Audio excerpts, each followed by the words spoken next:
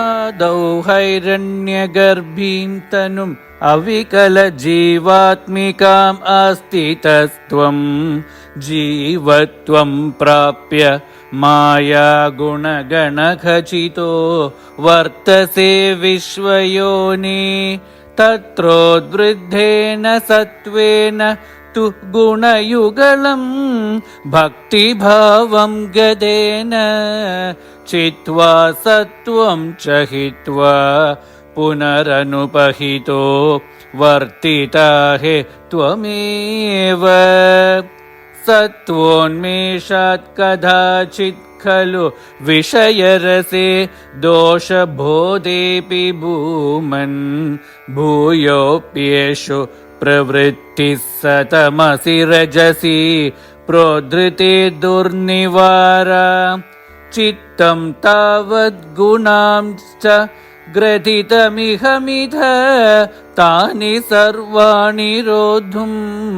तुर्ये त्वय्येक भक्ति शरणमिति भवान् हंसरूपी न्यगादीत् सन्ति श्रेयांसि भूयांस्यपि रुचिभिदया कर्मिणां निर्मितानि क्षुद्रानन्दाश्च शान्ता बहुविधगधय कृष्ण तेभ्यो भवेयु त्वं च आचख्यात्त सख्ये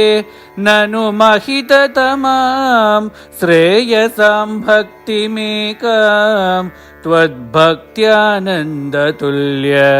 खलु विषयजुषां सम्मद केन वा स्यात् त्वद्भक्त्या तुष्टबुद्धे सुखमिह चरतो विच्युताशस्य चाशा सर्वास्यु सौख्यमय्य सलिलकुहरगस्येव तोयैकमय्यः सोऽयं खल्विन्द्रलोकं कमलज भवनं योगसिद्धिश्च हृद्या नागांक्षत्येददास्तां स्वयम् अनुपतिते मोक्षसौख्येऽप्यनीह त्वद्भक्तो बाध्यमानोऽपि च विषयरसै इन्द्रियाशान्तिहेतो भक्त्यैव क्रम्यमाणे पुनरपि खलु तै दुर्बलैर्नाभिजय्य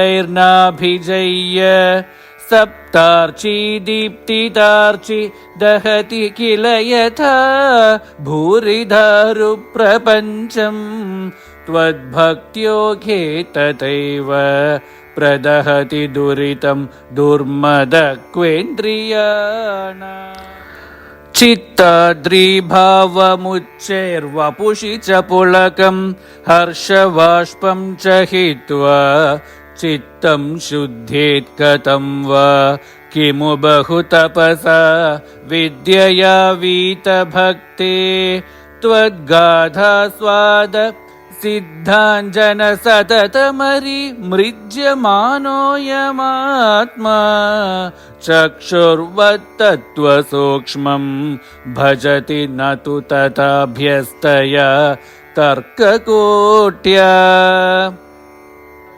ध्यानं ते शीलयेयं समतनुसुखबद्धासनो नासिकाग्रन्यस्ताक्ष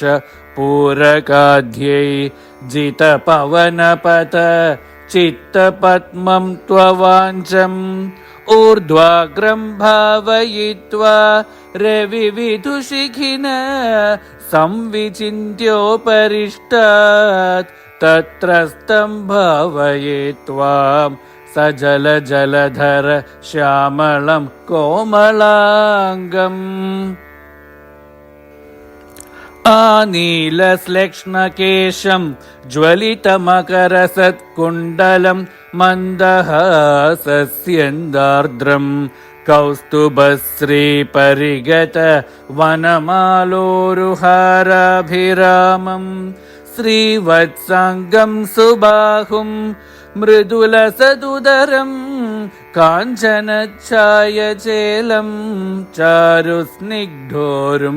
अम्भोरुहललितपदं भावयेऽहं भवन्तम् सर्वाङ्गेष्वङ्गरङ्गत्कुतुकमिति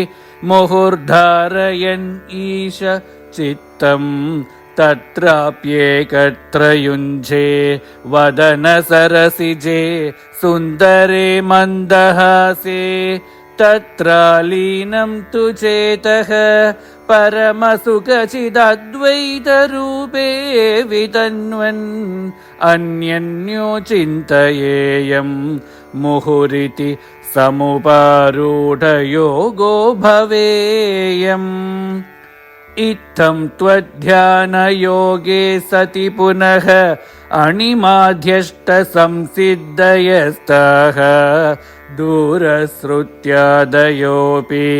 ह्यहमहमिकया सम्पतेयुर्मुरारे त्वत्सम्प्राप्तौ विलम्बावहम् अखिलमिदं नाद्रिये कामयेऽहम् त्वाम् एवानन्दपूर्णं पवनपुरपते पाहि मां सर्वतापात्. ಶ್ರೀ ಗುರುವಾಯೂರಪ್ಪ ಶರಣಂ.